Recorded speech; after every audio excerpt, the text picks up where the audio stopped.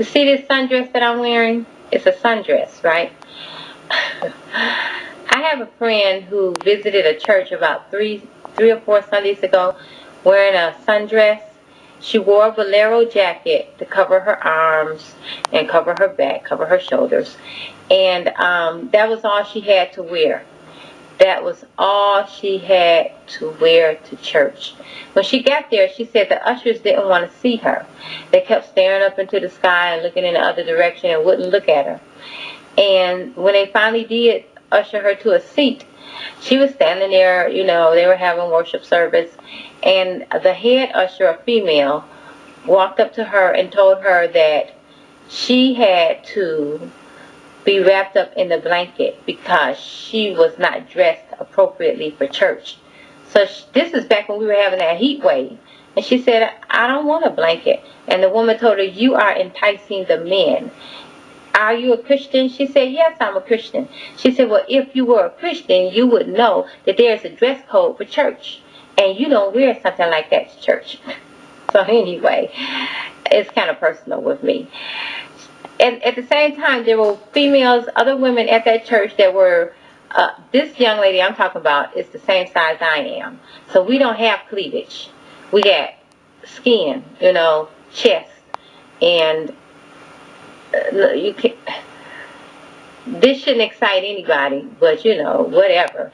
Anyway, so she said there were other women there who were, you know, like 2X size with tank tops and shorts on, and she had on a sundress down to her ankles and a bolero jacket, and she said she never thought about this up here.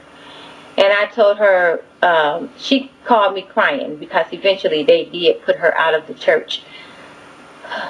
I can't believe it. So she was there for a baby dedication. She told the woman that she was there for her friend's baby dedication, and the woman asked her what was the family's name. And when she told them, the woman said, well, they are upstanding members of this church, and they should have told you that there is a dress code for this church. And the woman took her by her waist and pushed her towards the back of the church to the last seat on the last row in the church. My friend sat down and cried because she was humiliated. The usher stood behind her until after the baby dedication and then walked back up to her, and my friend said, you don't have to say anything to me, I'm leaving. So she called me when she got out of church crying, and I told her, come over to my house. You know, that doesn't make any sense. I don't believe that happened to you. When she came over, and she said, is something wrong with what I'm wearing? I said, well, you know, a lot of churches are steeped in religion, and maybe they just couldn't handle it. She said, but I wasn't the only one there. There was women there in shorts and tank tops and other women in sundresses. They all were, you know, bigger women, 2X or 3X. They had this much cleavage. We don't even have cleavage. You have to do a whole lot to make this into cleavage, you know. So she was a little rounder than me in the chest. But I told her, I said, you know, a lot of churches can't handle that. It's unfortunate that the church does not know how to show love, true love, because the Bible says love suffers long and is kind. That was not kindness. The Bible also says, by this shall all men know that you are my disciples because of your love one for another. That was not love, nor was it discipleship. You ran into a religious spirit. That's what you just dealt with today. And she said she would never go to church again. And I told her that's not the right attitude. There's a good church out there. Just ask the Lord to show you where that church is.